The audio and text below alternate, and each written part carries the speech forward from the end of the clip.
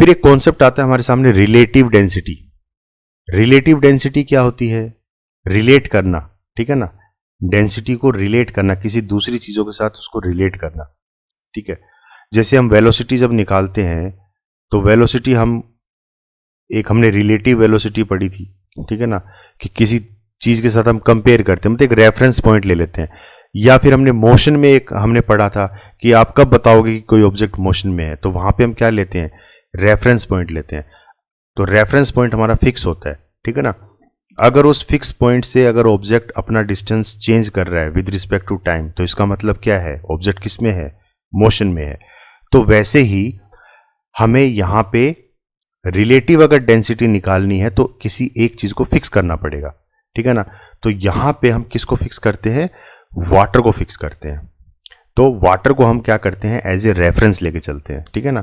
तो water is taken as a reference to define density of a substance. मतलब किसी भी सब्सटेंस की डेंसिटी को डिफाइन करने के लिए हम वाटर को क्या करेंगे? रेफरेंस मान के चलेंगे। तो वहां पे क्या हो गई हमारी, जो डेंसिटी निकलेगी वो कैसी निकलेगी?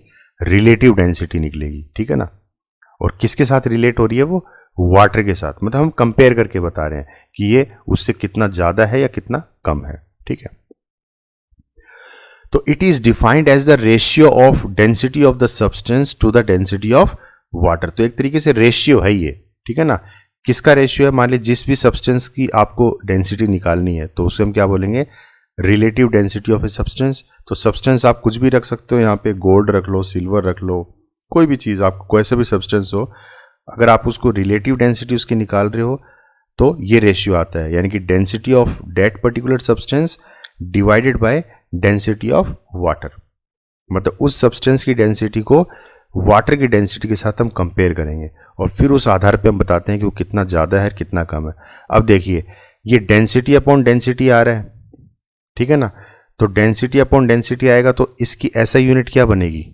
इसकी ऐसा यूनिट नहीं बनेगी। तो इसीलिए कैसी क्वांटिटी है? It is a unitless quantity है। अब यूनिटलेस क्वांटिटी कैसी हो गई? देखिए डेंसिटी की यूनिट क्या है? केजी पर मीटर क्यूब, ठीक है, केजी पर मीटर क्यूब। और इसी तरीके से डेंसिटी ऑफ वाटर, इसकी ऐसा यूनिट क्या होगी? केजी पर मीटर क्यूब, ठीक है ना। अब दोनों की सेम यूनिट है तो ये आपस में कट जाएंगी, तो यूनिट आई क्या? कोई नहीं। तो इसीलिए हम इसको क्या बोलते हैं? Unitless quantity. तो रिलेटिव डेंसिटी जो होती है वो यूनिटलेस क्वांटिटी होती है, ठीक है ना। अब इसको एग्जांपल से समझिए। जैसे किसी भी सब्सटेंस के हमें रिलेटिव डेंसिटी अगर निकालनी है तो the relative density of iron मान लीजिए इतनी आई, ठीक है ना, कि आयरन सब्सटेंस की जगह हमने क्या ले लिया? यहाँ पे आयरन ले लिया। तो आयरन की जो रिलेटिव डेंसिटी है वो मान लीजिए 7.9 है। तो इसका मतलब आप क्या समझे इस वैल्यू से? तो इसका मतलब ये है कि it means iron is 7.9 times heavier than equal volume of water, ठीक है ना, कि जो आयरन है वो 7.9 टाइम्स हैवियर होगा, इतना भारी होगा वो, ठीक है ना। तो यहां पे हम वॉल्यूम क्या कर रहे हैं? फिक्स कर रहे हैं, ठीक है ना। मतलब जितने वॉल्यूम का आपने आयरन लिया है उतने ही वॉल्यूम का आपको पानी लेना है। और फिर जब उसका मास आप कंपेयर करोगे तो आप क्या पाओगे? कि जो आयरन है वो 7.9 टाइम्स भारी है पानी से, ठीक है ना। तो यहां पे हम कंपेयर कर रहे हैं, ठीक है ना। तो एक चीज को हम दूसरी चीज के साथ रिलेट करके बता रहे हैं, तो इसीलिए ये क्या होती है? रिलेटिव होती है, ठीक है ना। तो ये तो हो गया रिलेटिव डेंसिटी। क्लियर है? अब देखिए how is buoyancy related to density. तो जो बायंसी है वो डेंसिटी के साथ कैसे रिलेट करती है? तो मैंने बायंसी के बारे में क्या बताया था कि बायंसी क्या है? एक अपथ्रस्ट फोर्स है। मतलब वो फोर्स जो कोई भी लिक्विड किसी भी सब्सटेंस के ऊपर लगाएगा उसको ऊपर की तरफ लेके आने में, ठीक है। तो उसे हम क्या बोलते हैं? बायंसी बोलते हैं। अब बायंसी डेंसिटी के साथ कैसे रिलेट करती है तो वो देखिए आप। Higher the density of the fluid higher the object floats over it. यानी कि अगर फ्लूइड की डेंसिटी ज्यादा है, ठीक है ना, तो उसके अंदर जो भी चीजें आप डालोगे वो क्या करेंगी? फ्लोट करेंगी, वो फ्लोट करेंगी। अब देखिए यहां पे हमने दो एग्जांपल लिए हैं। एक तो ये वाटर बॉटल है, ठीक है ना, और एक ये हमारे पास पेबल्स हैं, ठीक है ना, मतलब पत्थर के कुछ टुकड़े हैं ये, और ये पानी मान लीजिए आप, ये वाटर है अपना H2O, ठीक है। तो अगर हम इन तीनों की डेंसिटी कंपेयर करें तो पहले इसकी और इसकी डेंसिटी कंपेयर कर लेते हैं। तो वाटर के कंपैरेटिवली जो ये पेबल्स हैं इनकी डेंसिटी ज़्यादा है, तो ज़्यादा है तो इसका मतलब ये डूब जाएगा, सिंक कर जाएगा। और यहाँ पे ये जो वाटर बॉटल है इसकी डेंसिटी इस वाटर से कम है, तो इसकी डेंसिटी कम है, इसका मतलब ये फ्लोट करेगा, ठीक है। तो डेंसिटी के ऊपर डिपेंड करता है। तो फ्लूइड की डेंसिटी जितनी ज्यादा होगी उतनी ही उसकी टेंडेंसी बढ़ जाएगी किसी भी चीज को फ्लोट करवाने की। आई बात समझ में? अब देखिए, वाई डू ऑब्जेक्ट्स फ्लोट और sink when placed on surface of the water. तो ये वही चीज है कि चीजें क्यों डूबती हैं और क्यों सिंक करती हैं, ठीक है, पानी के अंदर।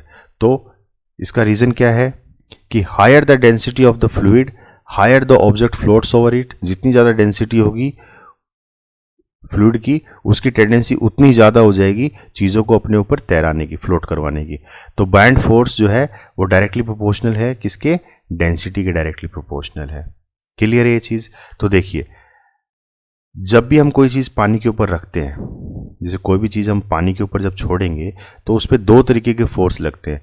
एक तो इस ऑब्जेक्ट का अपना एक मास है, ठीक है ना, अपना एक मास है, और उस मास के वजह से इसके ऊपर एक फोर्स लगेगा, डाउनवर्ड फोर्स, ठीक है। तो डाउनवर्ड फोर्स क्या लगेगा इसके ऊपर? वो डाउनवर्ड फोर्स किसके बराबर है? mg के बराबर है, ठीक है ना, mg। तो ये तो लगा डाउनवर्ड फोर्स, क्योंकि मास एक तो उसका खुद का मास हो गया, दूसरा g क्या है? Acceleration due to gravity. तो ग्रेविटी चीजों को क्या करती है? अब नीचे की तरफ खींचती है, तो उस वजह से ये चीज नीचे की तरफ जाएगी, ठीक है। ये तो हो गया ग्रेविटेशनल पुल। एक लगता है इस पे अपवर्ड फोर्स, ठीक है ना, अपवर्ड फोर्स लगता है। तो ये फोर्स कौन लगा रहा है? ये फ्लूइड लगाता है, जिसे हम बोलते हैं बाइंड फोर्स, ठीक है ना। तो ये अपथ्रस्ट फोर्स है, तो दो फोर्स लगते हैं। अगर ये दोनों फोर्स आपके इक्वल हो गए तो उस केस में आपका सब्सटेंस क्या करेगा? फ्लोट करेगा। क्लियर है? और फ्लोट भी कैसे करेगा? मतलब जैसे मान लीजिए ये है आपका बीकर और ये आपका पानी है, ठीक है ना, यहां तक आपका पानी भरा हुआ है। तो अगर जब दोनों फोर्स आपके बराबर होंगे तो उस केस में आपका सब्सटेंस इस तरीके से फ्लोट करेगा, मतलब कंप्लीटली सबमर्ज्ड होगा, मतलब डूबा रहेगा, लेकिन सरफेस के जस्ट नीचे होगा वो, मतलब अपर सरफेस जो पानी का सरफेस है इसके जस्ट नीचे होगा, ठीक है। दूसरा केस ये होता है कि अगर मान लीजिए ये ज्यादा है, ये वाला फोर्स ज्यादा है, मतलब उसको नीचे जो खींच रहा है ये फोर्स ज्यादा है, तो अब आपका जो सब्सटेंस है वो क्या करेगा? सिंक कर जाएगा, ठीक है ना, नीचे डूब जाएगा। और तीसरा केस जो आता है उसमें अगर मान लीजिए ये वाला फोर्स ज्यादा है, ठीक है ना, जो बाइंड फोर्स है वो ज्यादा है, तो उस केस में क्या होगा कि सब्सटेंस आपका कंप्लीटली पानी के ऊपर ही तैरेगा, मतलब इस तरीके से फ्लोट करेगा, ठीक है। तो तीन सिनेरियो बनते हैं। एक में अगर दोनों बराबर हैं तब तो आपका मतलब सबमर्ज्ड, मतलब पानी के अंदर डूब तो जाएगा लेकिन वो फ्लोटिंग पोजीशन पे रहेगा, मतलब ऊपर की तरफ ही रहेगा वो, ठीक है ना, कंप्लीटली डूबा हुआ है लेकिन फिर भी अपर सरफेस के पास है। अगर ये वाला फोर्स ज्यादा होगा तो नीचे डूब जाएगा, और अगर बाइंड फोर्स ज्यादा होगा तो वो ऊपर तैरने लगेगा। क्लियर है? तो कहने का मतलब, जैसे दो एग्जांपल मैंने लिए थे, तो यहां पे बोतल वाले केस में बोतल की डेंसिटी क्या है? कम है, और अपथ्रस्ट क्या है? ज्यादा है।